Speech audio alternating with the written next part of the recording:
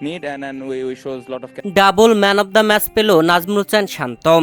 Match draw হওয়ার পরে উপস্থাপকের করা প্রশ্নের জবাবে একই বললেন বাংলাদেশ দলের অধিনায়ক নাজমুল হোসেন শান্তম। প্রিয় দর্শক, বাংলাদেশ ও শ্রীলঙ্কার মধ্যকার প্রথম টেস্ট শেষ হয়েছে, যেখানে বাংলাদেশ প্রথম ইনিংসে ব্যাট করে 495 রান করেছিল।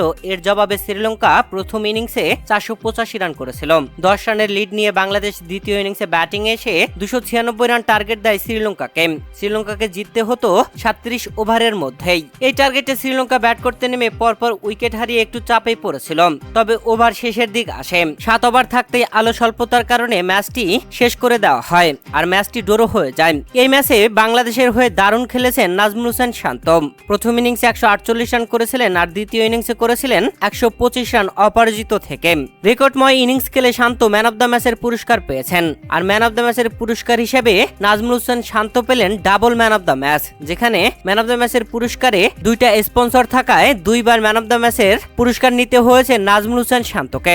প্রিয় দর্শক, শ্রীলঙ্কার বিপক্ষে এই ম্যাচটি ড্র হওয়ার পরে উপস্থাপকের প্রশ্নে বাংলাদেশ দলের অধিনায়ক নাজমুল হোসেন শান্ত বলেন, দলে অবদান রাখতে পেরে আমি অনেক খুশি। এর আগে জিম্বাবুয়ে সিরিজে আমাদের আত্মবিশ্বাসের অভাব ছিল, কিন্তু এই সিরিজে আগে থেকে আমরা প্রস্তুতি নিয়েছি দুর্দান্ত।